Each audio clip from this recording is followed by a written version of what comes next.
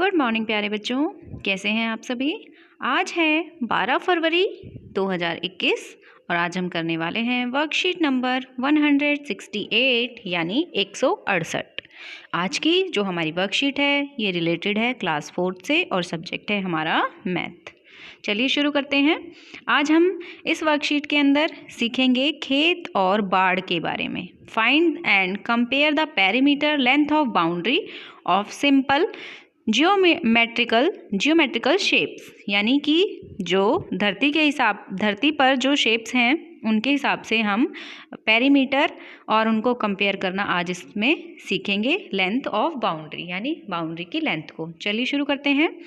क्या आप जानते हैं राष्ट्रीय उत्पादकता परिषद NPC भारत में उत्पादकता, स्पर्धा, लाभ, सुरक्षा एवं विश्वसनीयता बढ़ाने और बेहतर गुणवत्ता सुनिश्चित करने की दिशा में समाधान करने के लिए काम करता है। राष्ट्रीय उत्पादकता परिषद, इसके स्थापना दिवस 12 फरवरी को हर साल राष्ट्रीय उत्पादकता दिवस के रूप में मनाया जाता है। पूरे देश में 12 फरवरी से 18 फरवरी तक उत्पादकता सप्ताह का आयोजन भी किया जाता है। तो ये जो है 12 फरवरी को हम क्या मनाते हैं, राष्ट्रीय उत्पादकता दिवस। It is not how long you work, it's how well you work. ये ज़रूरी नहीं है कि आप कितने लंबे समय तक काम करते हैं, बल्कि ज़रूरी ये है कि आप कितनी अच्छी तरीके से काम को करते हैं।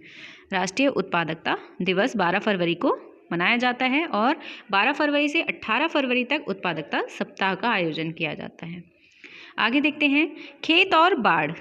राजू के पिताजी और चाचा जी किसान हैं। वे गांव में रहकर खेती करते हैं। इस साल उन्होंने अपने अपने खेतों के बाहर बाड़ लगाने के बारे में सोचा, जिससे जानवर उनकी फसल खराब ना कर सकें। दोनों के खेत कुछ इस प्रकार दिखते हैं। तो आपने बच्चों देखा होगा कि जहाँ खेत होते हैं वहाँ खेतों के चारों तरफ लोहे की जो तार होती हैं वो लगा दिए जाते हैं कई बार, है ना, लगे हुए देखा होगा, ताकि कोई जानवर खेत में घुसकर फसल को खराब ना करें, है ना। तो उसको बोलते हैं बाड़, जो खेतों के चारों तरफ लगा दी जाती हैं, कंटीले तारे लगा दी जाती हैं ना वो। तो इससे आपको हमें क्या पता चलता है, यहाँ पर बताया गया है खेत के बाहर की तरफ जो किनारे होते हैं इस तरीके से किनारों के चारों तरफ बाड़ लगाई जाती है ना। तो यहाँ पर हमें दो खेत दिखाए गए हैं, दो खेतों के साइज दिखाए गए हैं फोटोज़ में। अब हमें यहाँ पर क्या बताना है, जब उन्होंने बाड़ लगाने वाले को बुलाया तो उसने दोनों ही खेतों पर लगने वाली बाड़ की लंबाई 32 मीटर बताई। राजू यह सोचकर आश्चर्य में पड़ गया कि दोनों खेतों की आकृति अलग अलग होने पर भी बाड़ की लंबाई एक जैसी कैसे हो सकती है। यहाँ पर हम देख रहे हैं कि जो दोनों का डिज़ाइन बना हुआ है, जो आकृति है वो अलग अलग है ना। इस तरीके से इनकी लाइनें, ये वाली लाइन ऐसे तिरछी है, इसमें ये सीधी लाइनों से बना हुआ रेक्टेंगल है ना, इस तरीके से। तो देखने में दोनों ही आकृतियाँ अलग अलग दिखाई दे रही हैं, लेकिन जो उनकी बाड़ की लंबाई है वो सेम आई है। ये कैसे हो सकता है। तब उसके पिताजी ने समझाया कि अलग अलग आकार में खेतों की सीमा की लंबाई बराबर हो सकती है, क्योंकि बाड़ खेत की बाहरी सीमा पर लगती है। यानी कि खेत की, अभी हमने ऊपर भी बताया था ना कि जो बाड़ है वो खेत के चारों तरफ यानी बाहर लगती है, ये नहीं है कि इसके अंदर लगती है ना।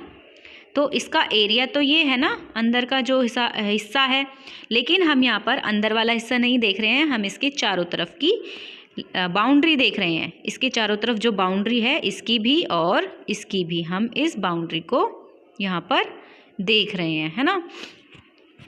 पहले वाले में जैसे यहाँ पर हमने देखा, यहाँ दिखाया गया है 10 + 6 10 + 6 + 10 + 6, यहाँ पर आया 32। यानी इसमें यहाँ पर हम देखेंगे ये 10 है, इसकी लंबाई 10 मीटर, इधर 6 मीटर दी गई है, फिर ये 10 और फिर ये 6, है ना, इस तरीके से। तो जब हमने इन सबको प्लस करा तो कितना आया हमारे पास, 6 और 6 12 का 2 कैरी 1 1 और 1 2 और 1 कैरी हो गई 32।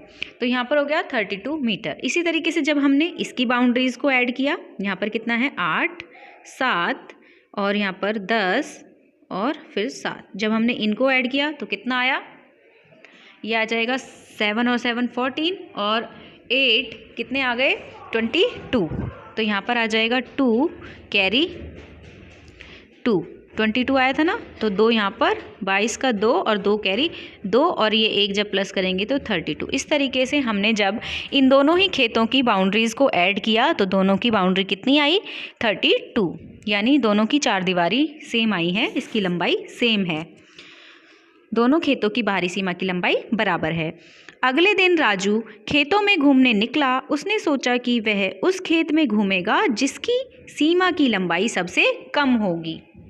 यहाँ पर उसे कुछ खेत दिखाई दिए और उसने सोचा कि वो उस खेत में घूमेगा जिसकी सीमा की लंबाई सबसे कम होगी। आइए राजू की सबसे कम लंबाई की सीमा वाले खेत का पता लगाने में मदद करते हैं। तो यहाँ पर हमें 4 अलग अलग आकृतियों में खेतों के साइज़ यहाँ पर दिखाए गए हैं। अब हमें यहाँ बताना है कि इनकी बाउंड्री की लंबाई कितनी कितनी होगी। तो बच्चों यहाँ पर आप पहली वाली फ़ोटो जब देखेंगे, पहली पिक्चर में जब हम देखते हैं तो पहले हम इसकी बाउंड्रीज़ देखते हैं।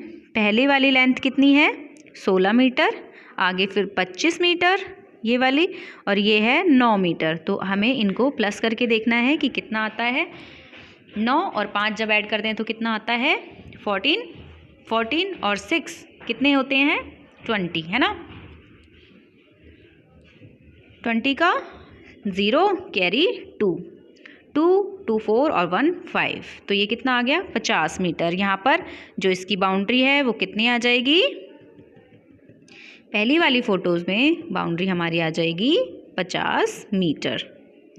अगला वाला देखते हैं, अगली पिक्चर में देखते हैं, इसको थोड़ा बड़ा करते हैं यहाँ पे ताकि क्लियर हमें दिखाई दे। तो यहाँ पर आप देखेंगे ये छोटे, पहले इसको यहाँ से यहाँ इनको सबको इस तरीके से ऐड करना है ना। इनकी लंबाई कितनी दी गई है, यहाँ से शुरू करते हैं 10 मीटर, 2 मीटर, फिर ये 2 मीटर, फिर 10 मीटर, फिर 2 और 2 ये 4 आ जाएगा, फिर 10, फिर इधर 4, फिर 10 और फिर ये 4।